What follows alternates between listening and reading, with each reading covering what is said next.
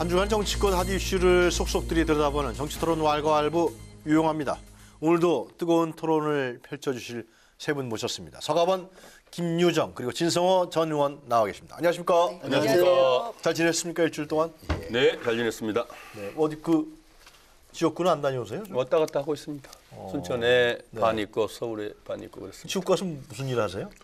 인사하고 또 뭐 연말이니까 또 막년에 또 있고 또 뭐 이것저것 또 민원들도 좀 있는데 가서 지방선거 살펴보고 준비 좀 해야 될 거 아니에요? 지방선거는 이제 후보들이 하는 거이고 저는 이제 뭐 공정하게 경선 관리만 하면 되는 거죠. 공정한 경선거. 이거 서가번 의원님하고 친한 사람들 다 심어야 되는 거 아니에요? 나하고 친한 사람이 아니고 순체 지역 주민들을 위해서 그래요? 잘할 사람들을 누군지 예, 그래요? 당원들과 협의하고 또 그런 일들 다 하고 있습니다. 두 분은 어떻게 지난 일주일 어떻게 지냈습니까? 네, 잘 지냈습니다. 네. 김영호 의원님 별로 잘 못 지냈을 것 같고 워낙 골치 아파서 지금 국민의당이. 저는 이제 성년 모임을 좀 이제 간간히 하는데 비트코인 문제가 사실 그래요? 논란이에요. 이게 우리가 생각하는 것보다 더 심각한 것 같고 이게 지금 일본의 가정주부 와다나베 부인이라고 하는 일본의 투자가들하고 한국에서 굉장히 돈을 많이 투자했는데 이게 제가 볼 때는 앞으로 우리 경제에 간단치 않은 영향을 미칠 것인데 우리 정부 대처가 좀 빨랐으면 좋겠다 이런 생각을 좀 해봤습니다. 알겠습니다. 요즘 비트코인 젊은 사람들이 많이 하는 모양이더라고요. 그렇죠. 강남의 고등학생 때문에 다 뒤집힌 거 아닙니까 지금 이게. 청와대까지 지금 막 들어갈 우리 정도로. 큰아이들도 괜히 팔았다고 오르는 건데 막 그 얘기하고 막 그러더라고요. 요즘에. 그렇죠. 예. 10,000원인가 20,000원치 사놓고.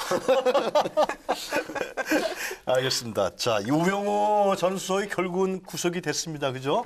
예. 이게 어떻게 법률적인 부분에서 계속 하자가 있다 그래서 이제 법원에서 구속영장 발부를 안 했는데. 저도 이제 예. 작년 이맘때부터 최순실 게이트가 터지면서 우병우 전 수석의 구속 문제에 대해서 이야기하는데 네. 이번에는 조금 케이스가 다른 것 같습니다. 왜냐하면 그전에는 우병우 전 수석이 워낙 물증에 있어서는 확신범처럼 잘했는데 네. 이번에는 국정원에서 이제 엑스파일이 터지면서 국정원의 추명호 전 국장이 이석수 특별감찰관에 대해서 이제 민간 사찰을 했다. 그리고 그걸 갖다가 직접 우병우 씨한테 보고했다는 물증이 새로 나왔기 때문에 이번에도 보면 이제 법원이 이제 그 혐의 사실을 소명할 때 특별히 이석수 사심 사찰에 대해서 굉장히 많이 언급을 했습니다. 이걸 보면 네. 이번에 두 번의 어떤 구속 적부심과 좀 다른 게 뭐냐면 이거는 확실하게 국정원에서 나오는 물증들이 중요한 것이고 또 하나는 그럼에도 불구하고 정말 우병우 씨는 정말 이 법꾸라지라는 별명도 있지만 지금까지 정말 요리조리 잘 빠져나왔는데 결국 아마 한 사람에 대해서 세 번째 이렇게 하는 거 그리고 이석수 감찰관 문제도 사실 지난 2월 달에 박명수 특검에서도 했거든요. 그런데 세 번째 만에 구속된 걸 보니까 네.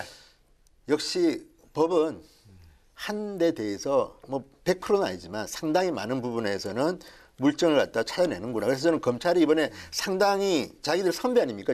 우병우 씨가 그럼에도 불구하고 이렇게 끝까지 집요하게 추적을 한 걸 보면 검찰 이번에 수사한 분들도 상당히 참 노력했다는 생각이 듭니다. 박근혜 정권의 핵심이었잖아요. 그죠? 예, 그러니까 핵심 중에 실세였는데. 문재인 정권의 검찰이 적폐청산의 기치를 걸고 MB 정권의 이제 국정원 댓글 사건 포함해서 한 건이 있었고 또 한 축이 박근혜 정권의 이제 국정농단 사건 아닙니까? 그런데 이제 김관진 전 국방부 장관 영장 각하됐고 그다음에 기각됐고 그다음에 김태호 전 네. 전략 기획관이죠. 또 거기도 또 기각됐고 그러면서 이제 검찰이 사실은 조금 움츠러드는 그런 형국이었는데 요번에 이제 국정농단 세력의 핵심 세력의 마지막 이 우병우 전 수석의 구속을 통해서 조금 그나마 이제 면을 세우게 됐다 이렇게 생각하고요. 네. 조금 주춤했던 어떤 이 적폐청산의 어떤 동력을 우병우 전 수석의 구속으로 인해서 다시 한번 조금 받지 않을까. 그래서 잘 됐다고 생각합니다. 서 의원님은 우병우라는 인물에 대해서 어떻게 평가하세요? 우리 국민들이 우선은 좀 얼마나 마음이 좀 후련했을까. 다들 그렇게 생각을 하시는 것 같아요. 우리 진 의원님 법꾸라지라고 말씀하셨습니다만은 사실 따지고 보면은 이 압수수색 현직에 있을 때 청와대 압수수색 못했잖아요. 본인이 그 관리를 잘해서 빠져나갈 구멍을 만들었기도 했었겠지만은 증거라는 게 전부 다 철저하게 다 인멸했을 수도 있고 치웠을 수도 있고 네. 다 그 대비들을 다 해서 검찰들 특검도 그렇고 지금 현재 검찰도 그렇고 수사할 건덕지가 지금 사실 좀 부족했는데 네. 우병우 입장에서 천려일실이라고 이석수 사건 건이 사실은 거의 국정원까지 동원해서 한 거잖아요. 뿐만 아니고 그 문광부 차관도 그랬고, 그렇죠. 또 오래된 행장도 그랬고, 김진선 전 김진선 전 그 평창 조직위원장까지 다 이 국정원 동원해서 뒤에 이 사찰을 한 것이 결국은 이제 꼬리가 잡혀서 이렇게 됐는데, 어쨌든 차제에 이 정말 이 블랙리스트라든지 알겠습니다. 그다음에 이 그 내사 한 것들 정말 그야말로 사실 돈 몇 푼 받는 것들하고 비교가 안 되잖아요. 한 인권 침해뿐만 아니고 네. 그 사람들을 리스트를 관리해 가지고 말 그대로 밥줄을 끊어놓는 거나 다름없는데 알겠습니다. 그런 측면에서 좀 명명백백하게 사법적 정의가 세워지기를 기대해 보겠습니다. 짧게 하나만 덧붙이면요. 이 우병우 수석이 정말 똑바로 했더라면 영장 발부의 사유는 뭐 사심 사찰 뭐 이렇게 나옵니다만 이수수 감찰관에 대해서. 그런데 민정수 석으로서 역할을 정말 제대로 했더라면 맞아요. 국정농단 세력이 발붙일 곳이 있었겠습니까? 그런 최순실에 점에서 대한 정보를 분명히 갖고 있었을 그렇죠. 거예요. 모든 것을 알고 있었겠죠. 그런 지난- 점에서 뭐 법정에서 다툼의 여지가 있다고들 얘기를 합니다만 저는 그런 점에서 굉장히 이 죄가 중하다. 이렇게 지내놓고 생각합니다. 보면 그 우리들이 잊고 있는 것 중에 하나가 사실은 이 도대체 새누리당이 이 최순실 박근혜 물론 책임이 있죠. 공동 책임이죠. 공동 정범이나 다른 책임이 있는데 어떻게 해서 이렇게 똘똘마리로 집권당이 청와대와 이렇게 엮일 수밖에 없었는지. 그리고 지난 국감 때 우병우 민정수석 증인으로 불렀는데 집권당의 당 대표가 단식 투쟁을 해서 막았잖아요. 이정현 대표. 그래서 그런 일은 청와대 일개 비서관 증인 채택한 문제를 집권당의 대표가 단식 투쟁하면서 막으면서 그야말로 이제 그때부터 이제 물꼬가 터지면서 이 그 최순실 사건들이 계속 이제 일파만파로 가면서 청와대와 집권당이 한 몸뚱이가 된 거죠. 기억력도 좋으시다고요. 그 좋은 게 아니고 이게 지금 딱 1년인데 우리가 1년 이제 1주년 지난주에 지났지 않습니까? 이 문제들이 아직도 우리가 지금 이걸 가지고 정치 탄압이니 뭐네 이렇게 논란을 벌이고 있는 모습들을 보면서 아니 근데 이제 최순실 이 미몽에서 이 그 책임이 자유한국당에 분명히 있는데 그걸 가지고 지금 협조를 하지 않고 나라가 이게 나라냐고 하는데 나라 바라지 않는데 알겠습니다. 지금이라도 이번 국회 마무리에 김성태 할 것도 좀 해야 신원대표도 된다. 이런 얘기. 누구죠? 최순실 그 부정축제 재산 환수법 이거에 대해서는 협력하겠다. 이 문제 관련해서는 뭐 기본적으로 여야 동일한 입장인 그러니까 것 같아요. 우병우 씨에 대해서는 아까 지금 자꾸 자유한국당 말씀하시는데 보수진보 문제는 아닌 게 예를 들어서 김성태 이제 의원이 최순실 게이트 청문회 위원장을 했습니다. 그때 지금 저는 기억나는 게 우병우 씨가 앉아 있는데 똑바로 앉아 있으라고 그때 막 호통치고 했던 기억이 지금도 나는데 그 김성태 의원이 지금 뭐 이쪽 이제 원내대표가 됐지만 그렇고 네. 또 하나는 사실은 이 이석수 이 감찰관에 대해서 이제 특종을 한 게 조선일보입니다. 제가 기억에 그때 조선일보 법조 출입 기자 핸드폰까지 아마 압수당하고 했던 걸로 알고 있는데 그때 보면 이 우병우 씨에 대한 그 반감은 저는 뭐 물증하고 별도로 황제 수사에 한번 기억나십니까? 사진? 그러니까 이거는 다 떠나서 우병우 씨가 그동안에 국민들의 마음을 아프게 한 거에 대해서는 나름대로 검찰이 어쨌든 제대로 수사를 한 게 하여튼 아니라 우병우 수석에 대해서 전 수석에 대해서 국민적 반감이 아주 대단한 것 같습니다. 예.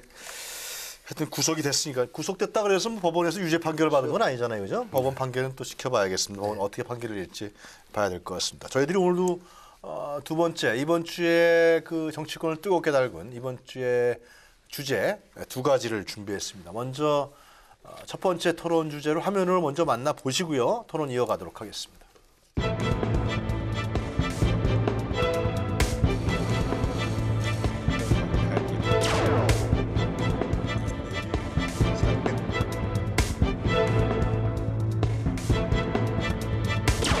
저는 양국이 한반도와 동북아 나아가 세계의 평화와 번영을 위해 함께 협력해 나가야 할 운명적 동반자라고 믿습니다.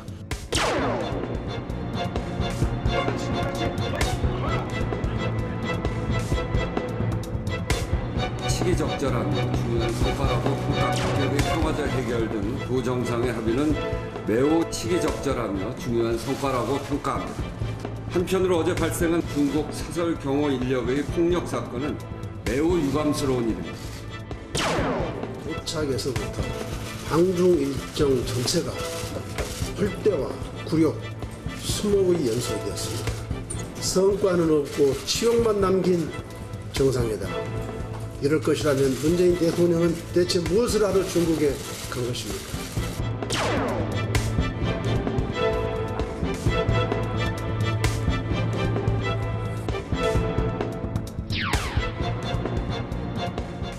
네, 왈가왈부 오늘의 첫 번째 주제는 문재인 대통령 첫 국빈 방중 그 성과와 한계는 무엇인가입니다. 지금 내일 들어오시죠? 우리 그렇죠, 대통령이 그렇죠. 예. 저 중층에 예. 우리 대한민국 임시정부 청사를 방문하고 들어오는 걸 알고 있는데요. 정상회담에 대한 평가부터 좀 해주시죠.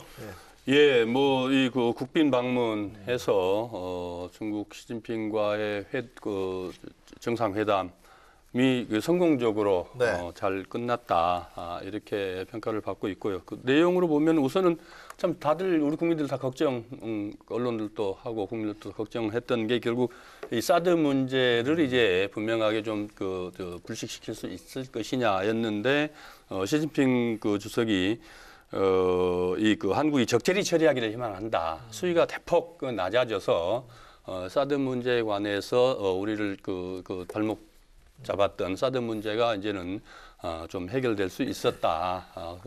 뭐 가장 큰 게 경제 협력 문제 아니겠습니까? 그런 문제들까지 또 문화 교류 문제, 네. 다방면에서의 교류에 물꼬를 텄다.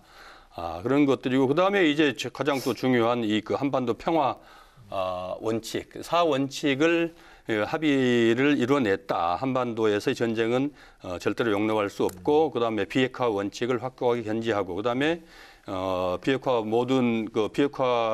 포함한 모든 문제는 대화 협상 통해서 평화적으로 한다. 뭐 등 포함한 4원칙에 대해서 확고한 그 합의를 이뤄냈다는 것. 그다음에 평창 올림픽 관련돼서 적극적으로 협력하고 또 북한 참가를 위해서 서로 공동으로 노력하기로 한다라는 거기까지 들어갔나요? 그런 그건 안 그걸 노력하겠다 이런 것들에 대해서 또 역시 우리가 같이 주목을 할 필요가 있겠다 이런 생각입니다. 알겠습니다.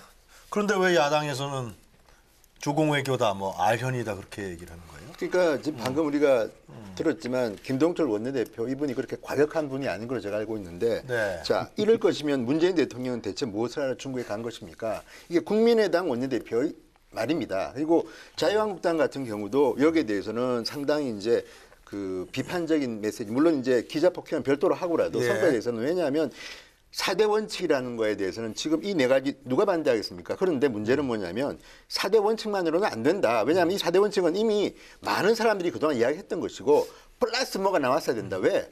정작 가해자인 북한에 대해서는 예. 중국의 의사를 많이 반영했는지는 모르지만 우리가 볼 때는 대단히 미흡하다. 그리고 세 번째 조항 같은 경우는 오히려 북한이 좋아할 만한 것이다. 왜냐하면 이걸 보면 모든 문제는 대화 세 번째 보면 어떤 게? 북한의 비핵화를 포함한 모든 문제의 대화 협상을 통한 평화적 해결. 그러니까 뭐냐면 지금 논란이 되고 있는 일본이나 미국이나 군사 옵션 이야기가 나오지 않습니까? 그런데 평화적 해결 물론 문재인 대통령은 대한민국의 대통령이 이 말을 많이 했지만 중국이 조금 더 성의 있게 예를 들어서 그럼 북한에 대해서 구체적으로 뭐 지금 원유 공급 문제 같은지 이런 것들에 대해서 이야기가 나오고 있으면 그러면 북한에 대해서도 중국이 어떤 뭐 이야기를 하겠다든지 이런 어떤 메시지가 전혀 없이 이 네 가지 원칙적이고 다 맞는 말이긴 하지만 우리 입장에서는 왠지 허전한 것이고요. 또 하나 저는 문재인 대통령은 상당히 노력을 했고 짝사랑을 했는데 저는 정말 화가 나는 것이 이런 겁니다. 중국에 갔습니다. 대한민국 대통령이. 그런데 13일 저녁을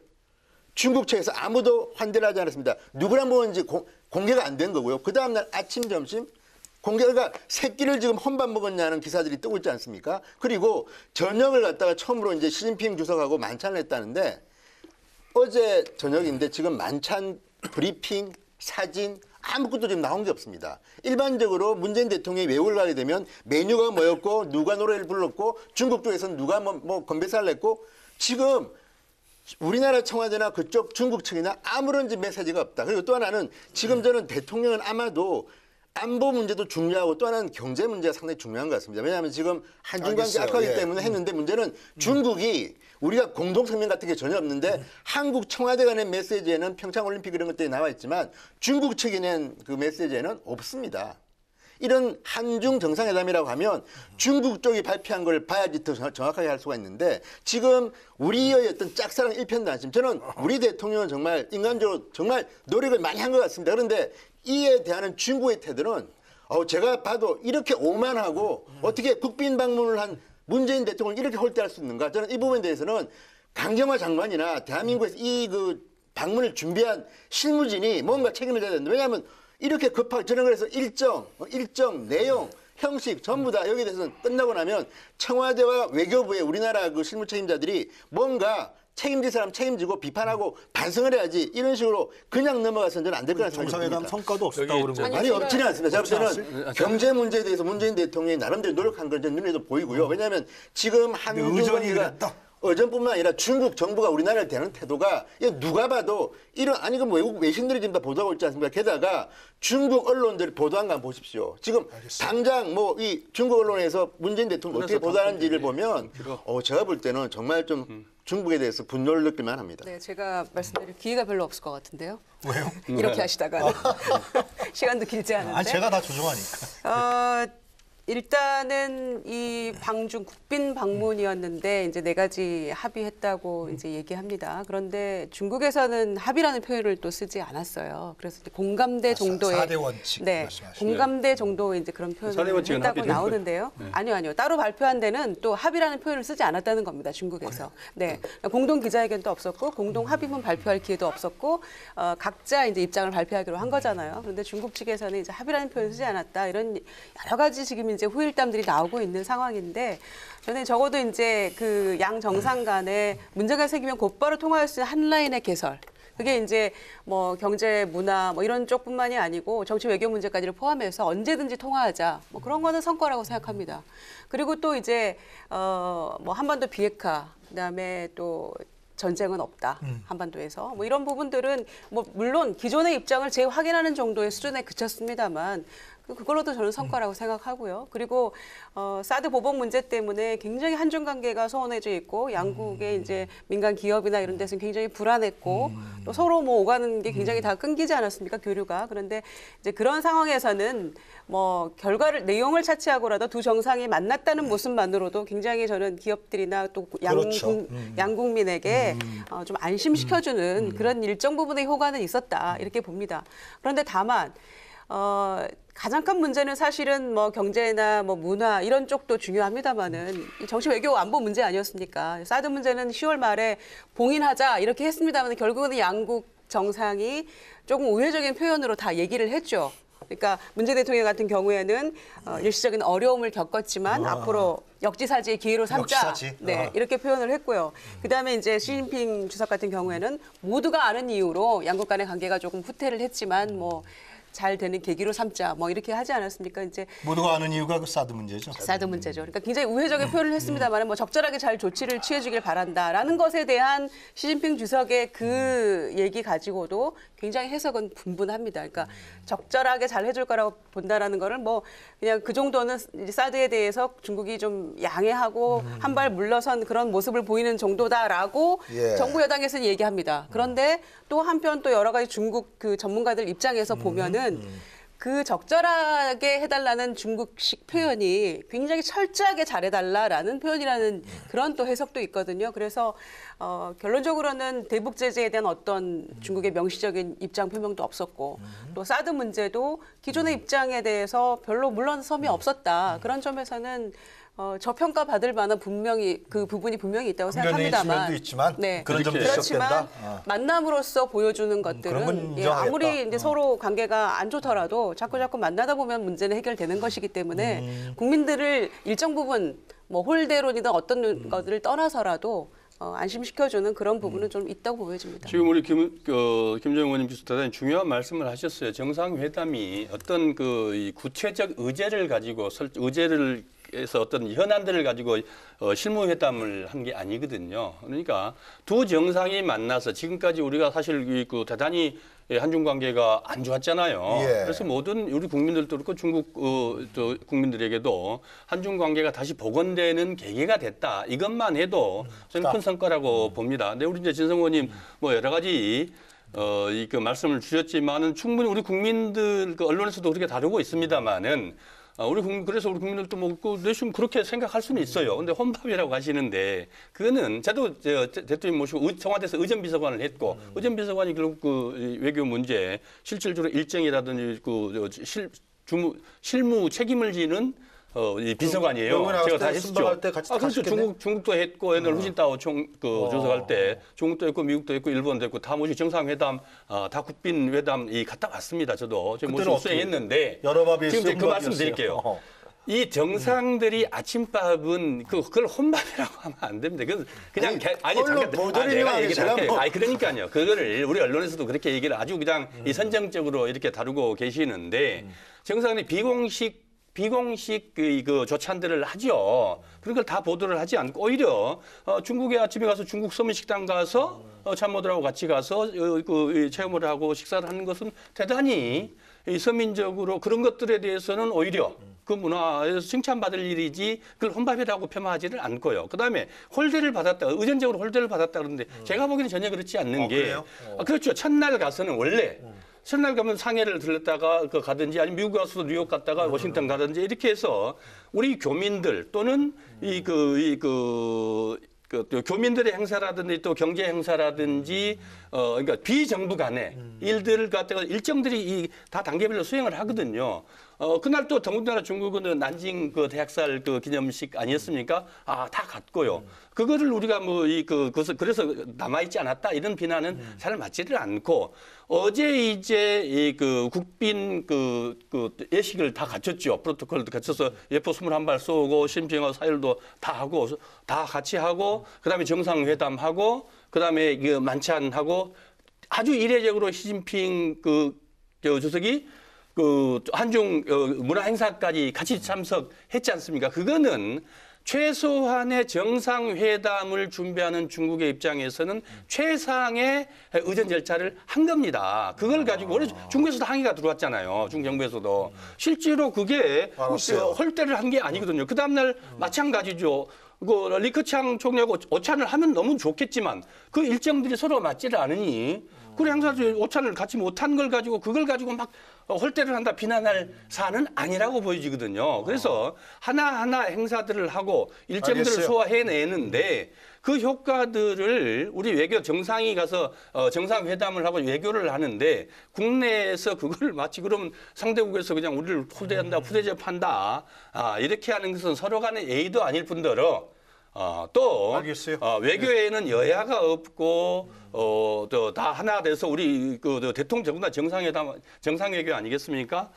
그런데 그런 것들은 서로 좀 예의가 맞지 않다. 일단 팩트 문제를 확인하기 제가 팩트가 그렇습니다. 들어보세요. 예. 아침 식사를 갖다가 대통령이 이제 김정숙 여사와 이제 수행들과 함께 시장에서 했다건 좀 좋다고 봅니다. 그럴 수 있습니다. 그런데 문제는 왜 이게 문제가 되느냐? 3박 4일의 국빈 방문입니다. 적지 않은 기간을 갖다가 가는데 지금 언론에 공개되고 보도되고 있는 주요한 식사는 어제 저녁 만찬입니다. 시진핑 주석하고. 근데 그것조차도 만찬하는 장면에 사진 한 장 지금 뜨지 않고 있습니다. 두 번째, 내일 제가 알기로는 천먼일 그 충칭 서기가 있습니다. 이분이 굉장히 중요한 차세대 지도자이기 때문에 그렇다네요. 이거는 굉장히 중요한 의미를 갖는 저는 식사라고 봅니다. 그러니까 이거 두 개 식사하는 거예요? 내일 오찬을 하는 거 제가 알고 있습니다. 그런데 그것도 가봐야겠지만 저는 할 거라고 봅니다. 그리고 이분과 식사하는 건 굉장히 중요한 행사다. 그런데 문제는 이거 두 개 말고 지금 예정되어 있거나 이미 먹었다고 보도된 게 있습니까? 그리고 또 하나는 아무리 그렇지만 3박 4일 국빈 방문을 하는데 뭐 한두 번은 그럴 수 있다고 칩시다. 어떻게 청와대나 일정 짜는 팀들이 사실은 한 달 전부터 상당히 많이 짜놓는데 지금 이 태결에 대해서 언론은 이렇게 보도합니다. 평창 올림픽을 앞두고 급하게 가려다 보니까 의욕이 앞서가지고 세세한 일정 관리에 잘못한 거 아닌가 하는 비판이 나오는데 저는 그럴 가능성도 있다고 봅니다. 왜냐하면 아무리 그렇지만 대한민국 대통령이 중국을 갖다 3박 4일 국빈 방문하는데 주요 식사가 충칭시 서기, 시진핑 주석 두 개밖에 없다? 저는 이거는요. 아무리 좋게 봐줘도 저는 상도 어쨌든 국격에 대해서는 대한민국 국민으로서 화가 날 만한 일이고 여기에 대해서는 저는 잘못한 것 같다는 생각을 말씀드린 겁니다. 정말 저는 이건 이해하기 힘듭니다. 3박 4일간의 첫날은 지금 모든 그 중국의 요인들이 난징을 갔습니다. 그다음에 우리 그 국내 거의 그 경제인들이나 그다음에 교민들 이렇게 간담회 때 그건 어느냐 또 다 같이 그렇게 치러요. 둘째 날은 아까 얘기했듯이 아까 말씀드렸듯이 의전했습니다. 정상 그 국빈 그 방문하게 되면 예포 쏘고 이리 한 것들이 그리고 오후에 정상회담 합니다. 그러면은 당연히 어느 나라를 가시든지 당연히 그날 오차는 그냥 이 정상회담 준비하는데 실무진들하고 같이 회담 준비합니다. 그렇게 하거든요. 그다음에 오늘 각저 리커창 총리를 하고 총칭 갑니다.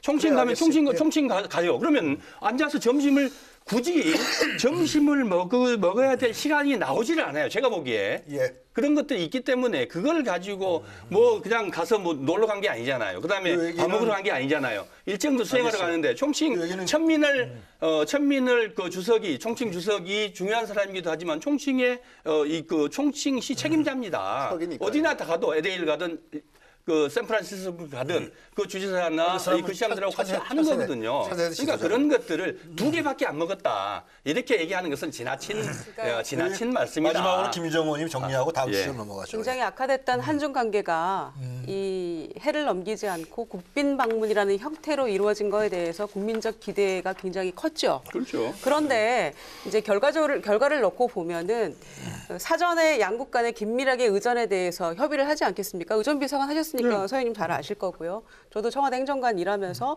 정말 대통령의 이 초분 단위로 이렇게 다 정리를 하죠. 그래서 저희가 이제 여기 2가지를 생각해 봐야 된다고 생각하는데 지금 보도된 것처럼 누가 영접을 했는가 처음에 차관복급이 했다는 거에 대해서 외교적 결례 아니냐 이런 얘기 나오고 있고요. 그다음에 리커창 총리와의 오찬이 취소된 것.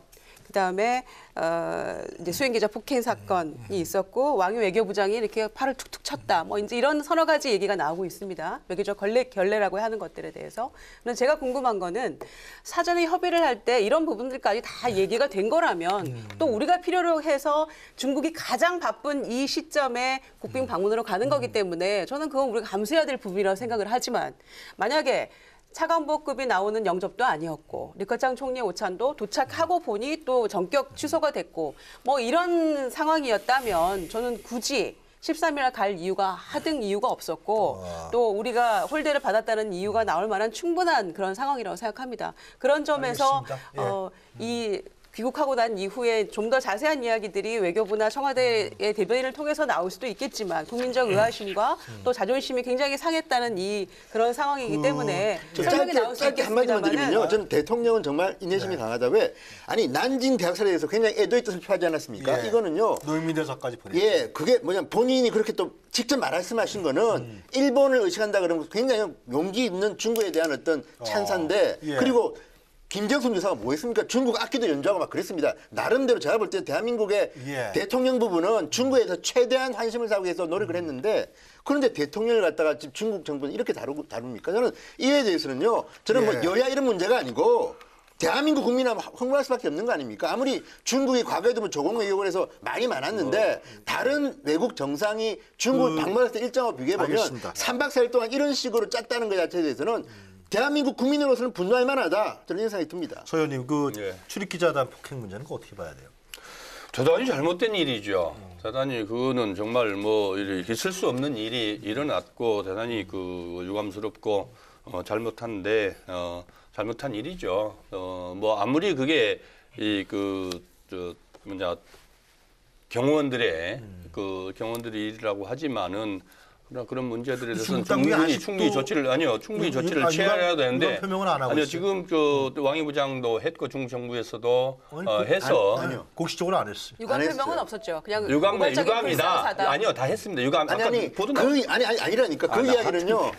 보세요. 유감 표명은 없었죠. 유감 한 표명은 번도 했고. 중국은 네. 유감 표명한 적 없고 우리나라 외교부가 중국 외교부 당국자가 이렇게 말했다고 간접적으로 이야기하지. 당연히 자기 그렇겠죠. 아니죠. 그건 그러니까 아니죠. 그렇게 외교 아니, 환구시보를 보십시오. 인민일보를 보십시오. 한 번도 중국은 책임 있는 당국자가 여기에 대해서 유감 표명한 적이 없습니다. 다 우리나라 외교부 관리들이 저쪽에서 이렇게 말합디다라고 이야기하는 건데 그게 무슨 유감입니까? 선생님 얘기 계속하시죠. 아니 얘기하세요. 먼저 좀 얘기를 하시고. 김유정 원님 얘기. 정말 말을 끊어서. 제 심정을 아시겠죠? 그러니까 중간에 제가 마무리를 못할 때가 많습니다, 지금. 이 토론이 이렇게 진행돼서는 안 된다고 생각하고요. 적어도 국빈 방문이라고 하면은 대통령 한 사람에 대한 경호만이 포함되는 건 아니라고 생각합니다. 함께 동반한 경제인들, 그다음에 또 나라를 대표해서 함께 가는 이 수행 기자단도 국빈 방문의 대상이 포함되는 거라고 저는 생각합니다. 광범위하게 해석을 하면. 그렇기 때문에 이 사상 초유의 이 국빈 방문 수행 기자단에 대한 폭행 사건이라고 하는 것은 저는 굉장히 이 국가적 자존심이 상하는 일이고 이거는 국민을 대신해서 가서 취재하고 국민의 알 권리를 위해서 함께한 기자들에 대한 이 사진 기자들 특히 폭행 사건이라고 하는 것은 정말 어떤 식으로든 유감 표명을 대통령이 하든 누가 했어야 됐다고 생각하고요. 정상회담 하는 가운데 그리고 중국이 좀 즉각적으로 좀 뭔가 이 그 유감 표명이든 사과든 했어야 된다고 생각하는데 처음에는 한국이 주최한 행사니까 뭐 우리는 무관하다는 식으로 발뺌했고요. 관심을 갖고 보고 있다. 요즘 정말 말 안 되는 이야기라고 생각하고요. 두 번째는 뭐 우발적으로 발생한 불상사다 정도가 지금 그 외교부 관리를 통해서 전달되어 온 이야기입니다. 그러니까 그런 점에서 지금 수사 의뢰하고 진행 중이라고 합니다만은 또 그 기자들은 지금 오늘 아마 도착을 네, 하죠. 맞습니다. 오후에 도착을 아마 했을 텐데요. 그런 상황이기 때문에 이 부분은 정말 이 국민의 자존심과도 직결되어 있는 문제고 아무리 중국의 그 언론의 위치가 대한민국이나 기타 뭐 여러 국가하고 다르다고 하더라도 이거는 국빈 방문이라고 하는 거는 대통령 우리 어떻게 했습니까? 이 트럼프 대통령 왔을 때 1박 2일 짧은 기간이었지만 대통령이 정말 파격적으로 다 하지 않았습니까? 그런데 이 중국의 국빈 방문으로 함께 간 기자단에 대해서 파격은 뭐 고사하고 적어도 그 기본적으로 갖추어져야 될 예의에 대해서 하지 않았다는 거는 있을 수 없는 일이고요. 특히 이제 조금 과도한 그 취재 그 경쟁이 있었는지 모르겠습니다. 자세한 얘기는 들어봐야지 알겠지만 취재 경쟁 없었어요? 없었어요. 풀 기자 2명만 들어갔는데. 아니요. 아니 그거하고는 다른데 그거하고는 다른 문제죠. 정상회담 사항이 바깥에서 아닙니다, 이거 바깥에서 지금 폭행 사건은 그 풀기자단 2명하고는 또 다른 얘기잖아요. 그래서 그런 상황이기 때문에 얘기는 좀 더 그 모아봐야 되겠습니다만은 설사 이 기자들에 대해서 제재를 가할 위치에 그 상황이라고 하더라도 이런 식으로 쓰러뜨리고 또 쓰러져 있는 사람을 발길질하고 이런 상황은 국빈 방문에 정말 이거는 이 대한민국을 무시하는 처사다 이렇게 생각하고요. 절대로 있을 수 없는 일이 일어난 상황이기 때문에 알겠습니다. 앞으로 예. 저는 이 문제가 조금 말끔하게 서로 앙금을 털 수 있는 그런 식으로 해결이 되지 않는다면 애써 여러 가지 구설을 나오면서 방문한 이 중국 3박 4일간의 방문이 굉장히 희석될 수 있다 이렇게 생각합니다. 강경화 장관이 예. 그 확대 정상회담에서 왕이 외교부장한테 유감이다. 그거는 분명히 얘기 하겠다고 그쪽에서 이야기한 거예요. 저는 이제 그러니까. 아니요. 강경화 장관. 예. 그런데 제가 기자 출신에서 구체적인 말씀 좀 드리면요. 이런 예가 과거에도 이제 캐나다나 미국이나 이제 정상이 중국 방문할 때 몸싸움 직전까지 갔던 적이 몇 번 있다고 합니다. 중국 왜냐하면 언론을 워낙 보는 중국이 게. 그렇습니다. 그런데 문제는 이번에 이 보도를 보면 매일경제 사진 기자가 이제 폭행을 당했는데 그 매일경제 기사를 보면 일단 한 10명 정도가 붙어가지고 자 얼굴에 발길질을 하고 지금 미디어노에 난 기사를 보니까요. 일단 안와 굴절은 물론이고 시신경에도 이상이 있을지 모르기 때문에 조사를 받아야 되고 옆에 뭐 이 굉장히 얼굴 뼈들이 위험하다고 하는데 아이고. 자 이 정도 폭행을 했다고 하면요. 게다가 청와대 춘추관 행정관들이 말렸다고 하는데 글쎄, 대한민국 청와대 직원들도 무시하고 이렇게 폭행을 막 한 겁니다. 네. 그런데 지금까지도 중국은 공식적으로 유감 표명한 번 없습니다. 그러니까 이런 것들을 보면 저는 도대체 중국이 대한민국을 어떻게 생각하냐. 이런 뭐 문재인 대통령의 방문과 별도로 네. 이는 기본적인 겁니다. 기본적인 것. 이런 예가 저는 듣지도 보지도 못했습니다. 대한민국 정상이 아니라 다른 어떤 나라 정상이 중국 갔을 때도 이렇게 사람을 가서 누워 있는데 이렇게 발길질해서 얼굴 차고 해서 네. 이런 정도의 상처를 입힌 것들은요. 이 부분에 대해서는 정말 확실하게 우리가 문제 제기를 하고 여기에 대해서 중국 당국자의 책임 있는 답변을 들어야 된다. 대단히 잘못된 일이고요. 정말 그 두 분 말씀하신 대로 또 아까 제가 처음에 말씀드렸던 대로 있을 수 없는 일이 일어난 겁니다. 단지 이런 걸 가지고 중국 사람들이 왜 그랬을까요? 나 참 이해가 안 가 진짜. 그것까지 우리가 지금 이 자리에서 그다음에 우발적이라고 그거를 가지고 해도 지금 참, 우리 진현님 네. 말씀하신 것처럼 우리가 이 사안을 사안을 가지고 잘못된 것은 잘못된 거죠. 분명히. 그러나 그것을 가지고 확대 해석하는 것도 또한 그건 또 우리가 지양해야 될 점이라고 생각합니다. 왜냐하면은 있어서는 안 될 일이지만은 현장에서 일어난 일입니다. 현장에서 일어나서 그래서 그러면은 지금 중국 정부에서도 왕이 부장 직접 관심을 갖고 있다. 그다음에 진상을 조사하겠다. 그리고 9시 지금 저도 뉴스 아까 봤습니다만은 폭행 오후 9시부터 밤샘 조사하는 게 대단히 중국으로서는 지금 이례적인 일이라는 겁니다. 진상 조사해서 적절하게 이제 조치하겠다 세 가지 강경화 장관이 세게 항의를 했고 세 가지 조치들을 이렇게 조사해서 그다음에 적절하게 조치하겠다. 이런 이 발표를 했고 그래서 밤샘 조사까지 지금 이루어지고 있다는 거거든요. 이 문제를 가지고 이게 지금 행사장 정상회담에서 일어난 아까 풀 기자들이 얘기한 게 아니고 알겠어요.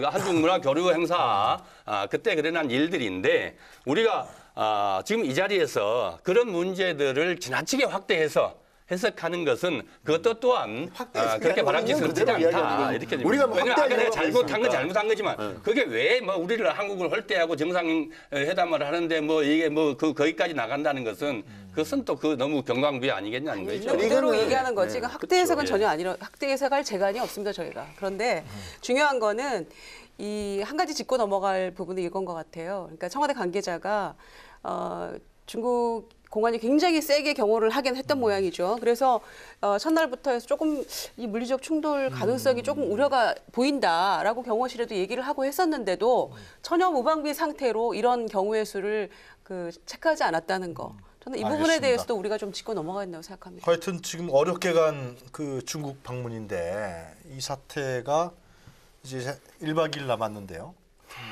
성공적인 대통령의 방중이 될 수 있도록 하는데 이런 부분은 지금 말씀하신 대로 중국 당국이 이건 신속히 해서요. 그죠? 그럼요. 조치를 밤을 몇 번이나 새더라도 해서 빨리 발표하고 그다음에 정리해야 되는 문제예요. 조치 취하고 또 이걸 자꾸만 잘못한 부분들은 잘못한 대로 사과할 때 사과하고 또 처벌할 사람들 처벌하고 그러고 나서 사과 참 이해가 안 가는. 참 당연히 이해가 안 가는. 그렇습니다. 자, 첫 번째 하여튼 한중 정상회담의 성과는 아무래도 이제 돌아오면은 주말에 다시 한번 또 우리가 재평가할 기회가 있지 않을까 생각합니다. 자, 첫 번째 주제는 이 정도에서 우리가 정리를 하고요. 두 번째 주제로 넘어가도록 하겠습니다. 먼저 화면부터 보도록 하겠습니다. 외교적 발언입니다.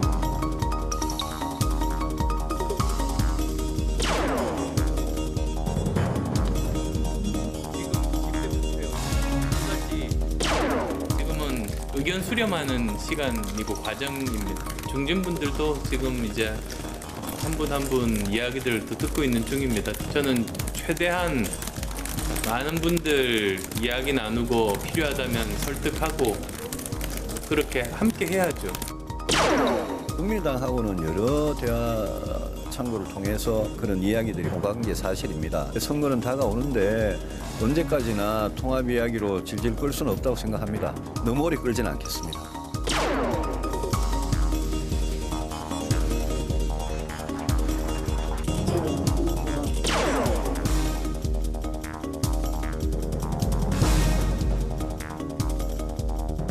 이라도 찾아서 돌아오시기 바랍니다. 네, 왈가왈부 두 번째 주제는 분당 2기의 국민의당, 친박와의 한국당, 야권발 정계 개편 불씨가 되나입니다.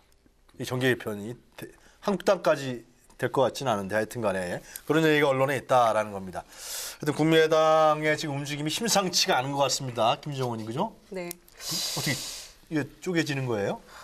글쎄 말입니다. 그러니까 절대 분당은 없을 거라고 한숨부터 쉬시니까. 네, 저는 생각하고 있고 그다음에 네. 또 있어서는 안 된 일이다 이렇게 생각하는데요. 차츰 분위기가 글쎄 말이에요. 네, 이러다가 쪼개질 수도 있겠다라는 그런 생각도 얼핏 들 때가 있습니다. 요즘 지금 진행되는 분위기로 네. 봐서는.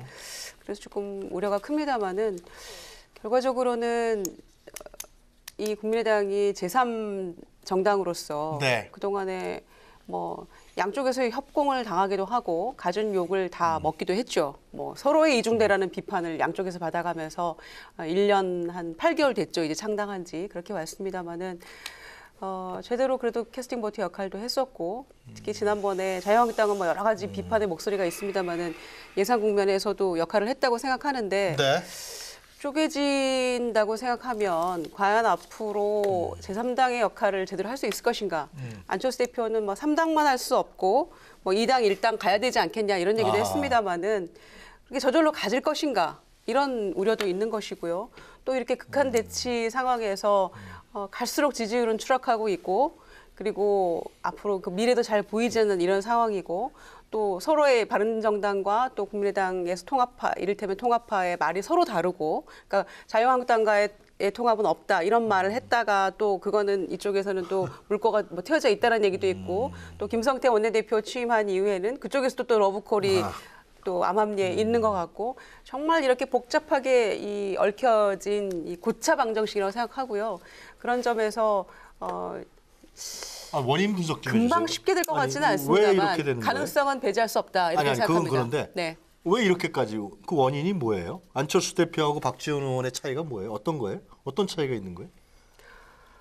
저는 모르겠습니다. 개인적인 생각으로는 네. 안철수 대표가 외연 확대를 하는데 왜 반대하냐 이런 거 아니에요 지금? 그렇죠. 그러니까 크게 지금 묘수가 없다고 생각합니다. 지방선거에서. 왜냐하면 안철수 대표가 일성이 그러니까 그 온갖 많은 비난과 비판을 무릅쓰고 지난번 8.27 전당대회 맞아요. 대표 선거에 나오지 않았습니까? 그리고 내가 독배를 마시고 그게 그 사람들은 이제 독배를 과연 누가 마시라고 했느냐 뭐 이렇게 얘기하는 사람도 있습니다만은 독배를 마시고서라도 이 당을 살리겠다. 그리고 내가 대표가 되면 회생할 수 있다. 그리고 지지율도 끌어올릴 수 있다. 2달 안에 이렇게 이런 여러 가지 호언장담을 했는데 결과적으로는 지지율도 끌어올리지 못했고 당의 외연 확도도 안 되고 지금 그런 상황 아닙니까?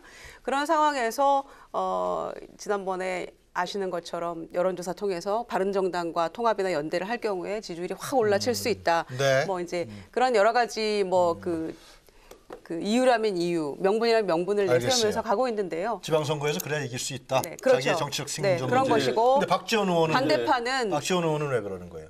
얘기하실 때 박지원 의원 아니 말씀. 기본적으로 함께할 수 없다 바른정당과는. 박지원 의원 그렇죠. 그런 것이고 과거에 구여권이기 때문에 구여권 세력에 또 MB 세력이 함께 하고 있고 그런 점에서 우리가 기본적 결이 다르지 않느냐. 그리고 무엇보다도 이 의정 활동의 꽃은 1년 중에 국정감사 시즌이죠. 그리고 네. 그 당의 역량을 총결집해서 예산이건 또 국감이건 법이건 이렇게 다 하는 시점인데 그 시기에는 정말로 당이 그냥 총력을 기울여서 함께 힘을 모아도 모자랄 판에 안철수 대표가 그 국감 시작할 즈음에 이 지역위원장 다 물갈이 하겠다. 그리고 통합 얘기 꺼내면서 흔들린 거죠, 당이. 그래서 그런 점에서 왜 이 중요한 시기에 이렇게 만드느냐. 그러니까 박지원 의원은 국민의당의 호남의 정체성하고 안 맞는다. 바른정당하고. 그렇기 때문에 통합하면 안 된다. 그런 얘기예요? 그런 것도 있고 또? 우리가 또 안철수 대표가 열심히 주장해왔던 자력갱생, 자강론 우리가 뭔가를 보여줄 그런 노력도 하지 않은 채로 그냥 합당이나 연대만을 통해서 뭔가를 보이려고 하는 것 자체가 문제가 있는 것이다. 이렇게 시각의 차이가 있는 거죠. 어떻게 보세요?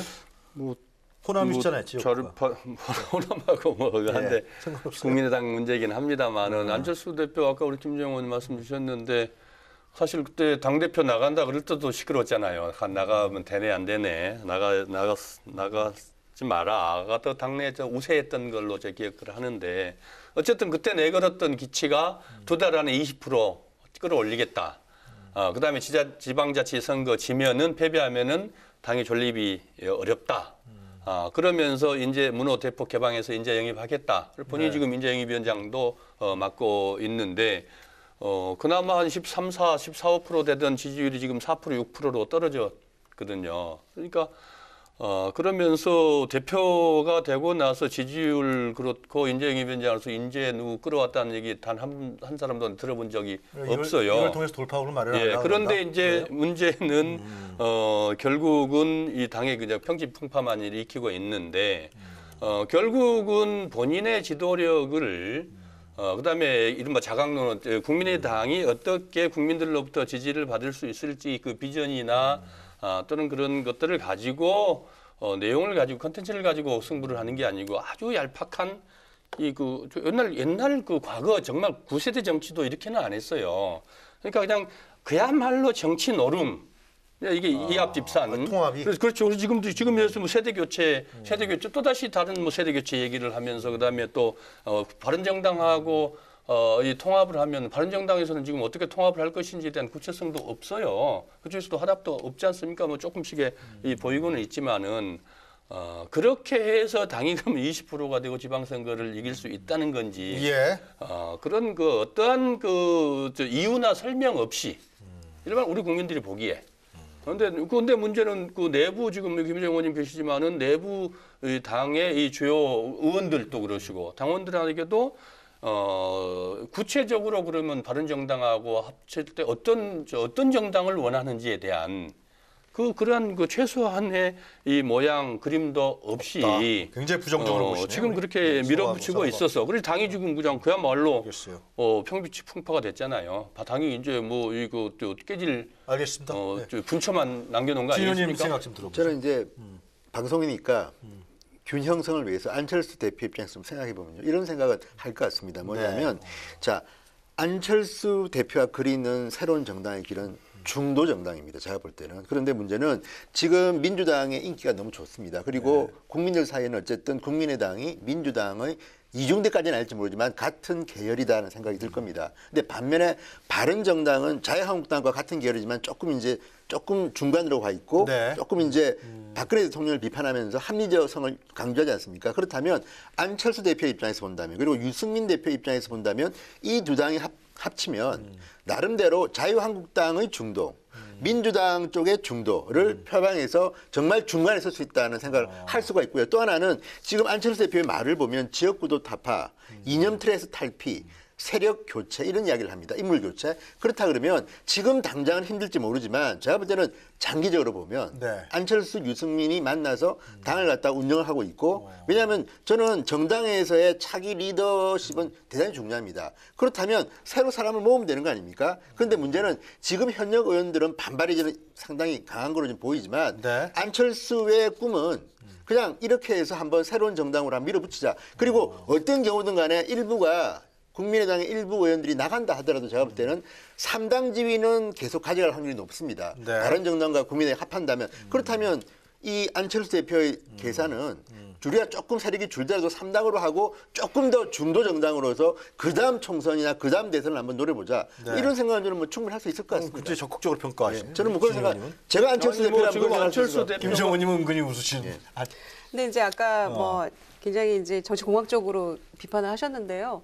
사실은 이제 현역 의원들 같은 경우에는 특히 이제 국민의당은 호남에서의 강력한 지지 기반을 바탕으로 해서 그 성장해온 정당이죠. 그거는 부인할 수 없는 사실이고, 그리고 정당이 어떤 지역 기반이건 어떤 지지의 근거가 없이는 저는 존립하기는 참 어렵다 이렇게 생각하기 때문에 그런 점에서 지금의 이제 작금의 통합과 뭐 통합 반대파의 어떤 이런 갈등이 굉장히 저는 안타깝게 느껴지는데 뭔가 좀 적점을 좀 찾아야 되지 않나 이런 생각을 합니다. 모르겠습니다. 뭐 다음 주에 손학규 전 대표가 돌아오시면 뭐 뭔가 역할을 뭐 기대하는 그런 또 그 의견도 있는 것 같은데요. 중요한 거는 아까 이제 다 말씀하셨습니다만은 오히려 이제 그 호남의 현역 의원이 없는 호남처럼 현역이 없는 기타 지역 수도권이나 또 영남 지역의 의견들은 당원들이 굉장히 적극적으로 또 통합을 찬성하는 당원들이 또 상당 부분 있어요. 그래요? 예, 그게 또 부인할 수 없는 현실이어서. 호남 당원들은 어때요? 호남 당원들 중에서는 글쎄요, 대부분 조금 거부감을 느끼고 있는 것 같은데 또 일정 부분은 이해하려고 하는 그런 또 그 분위기도 있는 것 같아서 굉장히 이게 쉽지가 않습니다. 이게 얼마나 이율배반적입니까? 안철수 대표는 난 참 그 대단히 그런 점에서는 국민의 한 사람으로서 정당인이 아니고 더구나 호남 사람으로서 대단히 좀 유감스러운 게 부산 사람이잖아요, 본인이. 부산 사람이 대표로 있는 당을 호남 사람은 기대를 갖고 천폭적으로 지지를 해줬어요. 본인의 총선 때 그렇지 않습니까? 본인의 고향 부산에서는 지지를 잘 받아내지 못했잖아요. 그런데 지역구도 탑하다. 그러면서 오히려 이게 무슨 얘기겠습니까? 호남당 갖고는 호남당을 누가 만들어줬습니까? 자기가 본인의 지역구 경상도에서 또는 뭐 충청도에서 지지를 더 확보해냈으면 그래서 문재인 대통령 홍 대표 했을 때 지난 총선에서 부산에서 경남에서 충청에서 네. 다 지지를 받아냈지 않습니까? 알겠습니다. 그래서 호남에서 조금 지지를 떨어졌지만은 상대적으로 다른 과거보다는 떨어졌지만은 그거 본인 탓을 하지 알겠어요. 않고 예. 마치 지금 전라도 우리 저 호남 사람들 입장에서 보면 안철수한테 무슨 예. 쇠진 느낌 알겠습니다. 들어요. 예. 하고 있는 걸 보면. 일단 우리 김종호 의원님 얘기 들어봤을 네? 때는 좀 다음 주까지 가봐야 알겠네요. 어떻게 될지. 네, 뭐 보도에는 뭐 손학규 전 대표가 들어와서 예, 또 12월 중순에 뭘 어떻게 하고 1월 초에 전대를 한다 이런 20일 온갖 날, 시나리오들이 글쎄만 나옵니다만은 나와요. 그냥 그건 전 소설 같은 이야기라고 그래요? 생각하고요. 당장 다음 주 일주일 사이에 무슨 일을 어떻게 할 수 있습니까? 그러니까 소설은 뭐 다양하게 알겠습니다. 시리즈가 난무하고 있는데 가봐야 안다 근데 좀 이겁니다. 짧게 한마디 드리면요. 다음 주에는 이 얘기 안 하고 잘 됐으면 좋겠는데 그죠? 안철수 대표가 저는 깜짝 놀랐던 게 간단하게 그겁니다. 하시죠. 예. 과거에 필마단기로 민주당 대표까지 간 사람입니다. 그러니까 그런 경험이 있기 때문에 저는 이렇게 간단하게 보지 마는 게 그게 아니고요. 그때는 그거는 그러지 당대당 통합을 해서 당대표를 그렇지만 시켜준 겁니다. 어쨌든 현역을 얘기하면 안 아니요 돼요. 현역 의원수로 볼 때는 상상도 할 수 없는 그 일을 했던 통합을 했잖아요. 통합을 해서 그러니까. 당대표를 준 거죠. 본인이 전략 그런 알린 게 걸 아니에요. 보면 이분이 또 어떤 정치를 아니, 할지 진성원 예. 이제 그렇게 왜 하시면 안 그만하고 되지. 시간이 얼마 한국당 얘기 좀 하죠. 예. 김성태, 홍준표 투톱체가 됐습니다. 예. 그러면서 이제 김성태 신임 원내대표가 일성이 뭐 엄동소란에서의 뭐라 그랬죠? 들깨. 들깨처럼 문재인 정권과 싸우겠다 했단 말이죠. 제가 볼 때는 김성태 의원은 지난주에 제가 그 말씀 한번 드렸습니다. 네. 원내대표 때 스킨십이 강한 사람이 확률이 높다. 글쎄 말이에요. 왜냐하면 지금 친박 위주의 정당에서 어쨌든 간에 1차 투표에서 된 거 아닙니까? 그걸 보면 김성태라는 정치인은 상당히 정치적이고 이 스킨십이 강하다. 두 번째, 이 사람은 노조위원장 출신입니다. 뭐냐면 어떤 방식으로 싸울지는 잘 모르겠으나 본능적으로 싸움에 강하고 또 강서 지역구에서 어쨌든 한나라당, 새누리당 그리고 뭐 이런 후보로서 3번 됐다는 거는 제가 볼 때는 나름대로 지역 관리도 한다는 건데 자 김성태의 전쟁이 잘 어떤 식으로 벌일지는 모르겠지만 아마도 제가 느낌은 홍준표 대표 말도 안 들을 확률이 있습니다. 저는 자꾸만 지금 김성태 원내대표를 김무성계라고 하는데 김무성 전 대표는 나름대로 새가 크지만 지금은 지는 해고 김성태는 앞으로 성공할지 실패할지는 잘 그래요? 모르겠으나 이 사람의 스타일을 보면 여기도 굉장히 동물적인 사람이기 때문에 이제는 아마 김무성계로 불리기 싫어할 겁니다. 특히 이제 민주당하고 그러니까. 국민의당이 같이 해서 한국당을 패싱하면은 그건 누구 보겠다 그렇죠. 그랬어. 아마도 이럴 수 예. 저희가 바른정당하고 만약에 국민의당이 합친다 그러면 바른정당의 일부가 또 일부는 자유한국당으로 끌어올 수가 있을 겁니다. 그렇다 보면 자유한국당은 계속 제가 볼 때는 영토는 커질 테고 지금 같은 구도로 간다 그러면 아마 정우택 원내대표는 제가 볼 때는 조금 젠틀맨 알겠습니다. 스타일이고 예. 여기는 들깨까지는 모르겠지만 어쨌든 간에 굉장히 야성이 강하기 때문에 모르겠습니다. 민주당하고 같이 뭐 법안 통과 같이 시키면 안 될 것 같은데 큰일 날 것 같은데 어떻게 아니, 보세요? 저희가 동물국회 몸싸움 하도 해가지고 선진화법 만들어서 이제 통과시키고 조금 몸싸움 안 보나 동물국회를 면하나 했더니 이제 너무 아무것도 안 된다 그래서 식물국회가 되지 않았습니까? 네. 그래서 다시 또 어려움을 겪고 있는데 다시 이제 김성태 제1야당 원내대표가 들깨처럼 싸우면서 다시 동물로 가는 겁니까? 저는 참 이 원내대표 당선 일성치고는 참 그렇다. 뭐 또 다른 좀 적절한 표현은 없었을까 이런 생각도 해봅니다만은 네. 왜냐하면 이제 그거는 동시에 정우택 원내대표가 제대로 못했다는 거에 대한 일정 부분 또 이 비판의 목소리가 함께 깔려 있다고 생각을 하고요.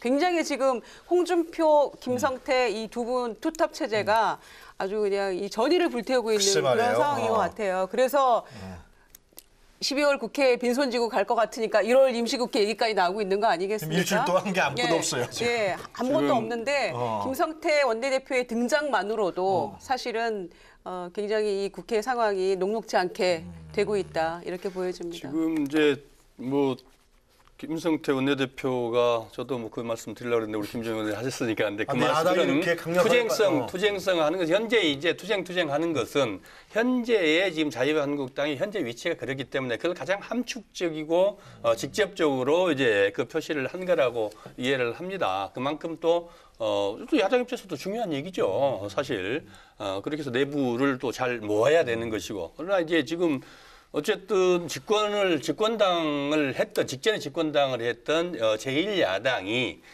국민들에게 어떻게 국민들에게 그 비전을 제시하고 또 국가를 새롭게 그 나라다운 나라를 만드는데 서로 함께 할 것이냐 그런 비전을 가지고 그러면서 그렇게 해서 또 저 국민 지지를 또 획득을 내야 하는 게 과제 아니겠습니까? 아니, 근데 궁금한 결국 게- 그게 싸움만 해서 될 일이 아니고 예. 결국 싸울 건 싸우고 그래서 얻어낼 것은 얻어내지만 그 얻어내는 것이 그 자유한국당의 예. 이익만이 아니고 알겠어요. 근데 국민의 이익이 돼야 되는 거 제가 아니겠습니까? 궁금한 게 또 지지하기 제1야당이 저렇게 투쟁적으로 나오면 예, 예. 여당인 민주당은 어떻게 해야 돼요?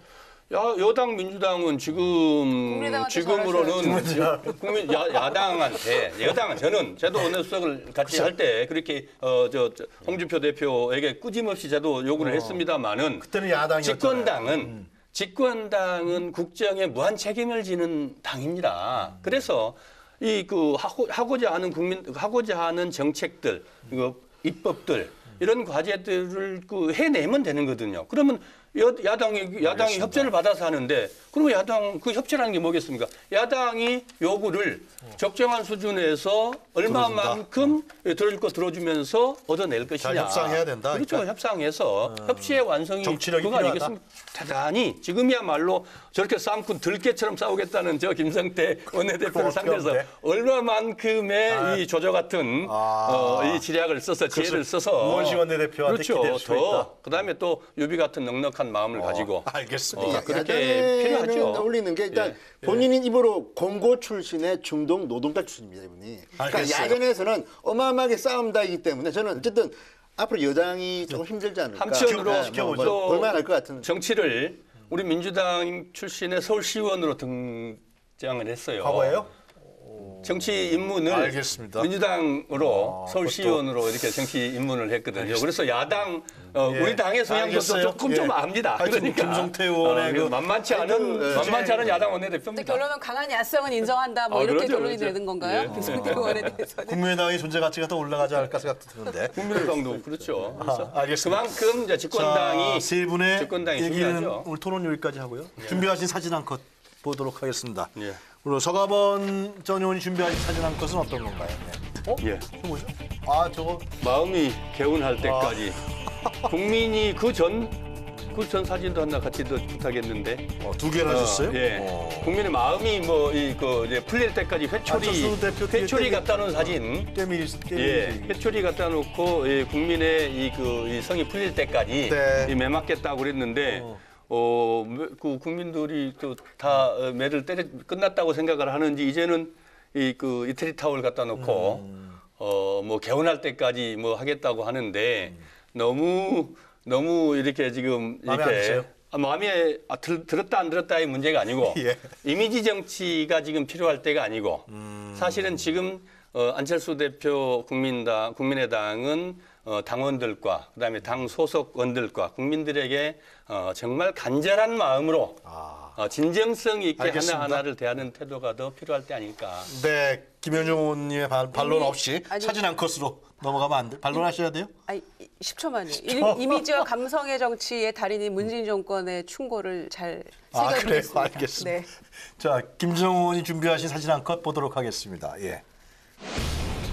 제가 최순실 이야기를 빼놓고 갈 수는 없을 것 같은데요. 어제 이제 1심 구형이었죠. 네. 내년 2018년 1월 26일 날 이제 선고를 한다고 하는데 1심 선고를 25년 구형에 벌금이 1,185억이에요. 그런데 이거를 이제 구형을 듣고 나서 피고인 대기실에서 저렇게 소리를 지르고 맞아요. 뭐 비명과 함께 뭐 이렇게 했다는데 국민들은 지난 세월을 돌이켜 볼 때 더 큰 절규를 마음속으로 하고 있었다는 사실을 본인이 조금 이제는 좀 깨닫고 네. 그 최후 진술 20분인가 30분인가 하는 동안에도 고영태를 비롯한 남탓만 했다는 거죠. 그래서 정말 자중자애하면서 온 국민을 이렇게 이 나라를 거덜냈던 국정농단의 핵심 인물로서 반성하고 속지 않은 마음으로 조금 지내줬으면 하는 바람이 있습니다. 신정호 의원님 준비하신 사진 한 컷 보도록 하겠습니다.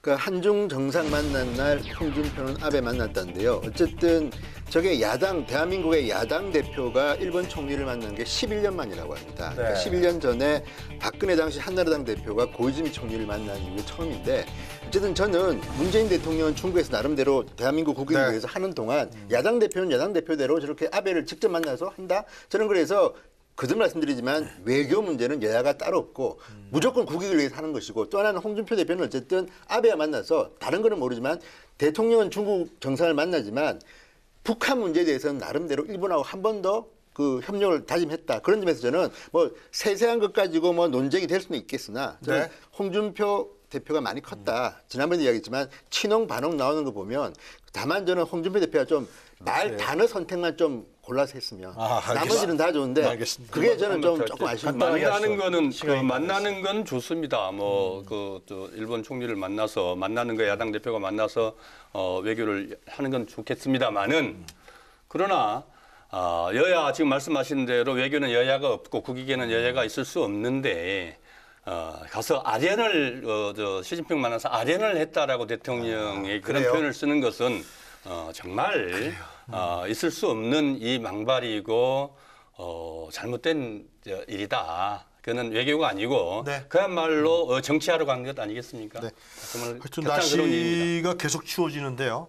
정치권은 더 뜨거워지는 것 같아요. 하여튼 그 주국가에 있는 우리 문재인 대통령이 좀 좋은 성과를 갖고 귀국하기를 바라겠다. 그런 말씀 좀 드리고 싶고요. 김성태 원내대표 과연 이제 진짜 야당의 존재감을 이 투쟁으로만 꼭 보여야 되는 거냐? 다른 부분도 좀 있지 않을까 생각이 거기는 쇼맨십도 강하고 제 제가 볼 때는 알겠습니다. 제 의견입니다. 초통령 차지할지도 몰라요. 알겠습니다. 하여튼 동장군의 기세가 무섭습니다. 하여튼 북극발 하파로 서울 한강이 71년 만에 가장 일찍 얼었다고 하는데요. 추운 연말 국민들 마음까지 얼지 않도록 정치권이 좀 더 관심을 가지고 살펴봐 주시기 바랍니다. 매우 중요한 얘기 같아요. 그죠? 예, 오늘 세 분 말씀 잘 들었습니다. 감사합니다. 저희는 다음 주 금요일 다시 찾아뵙겠습니다. 네. 아니 이게 시간이 제약되니까 말을 조금만 내가 끊게 돼. 시간이 짧아져. 그러니까 아니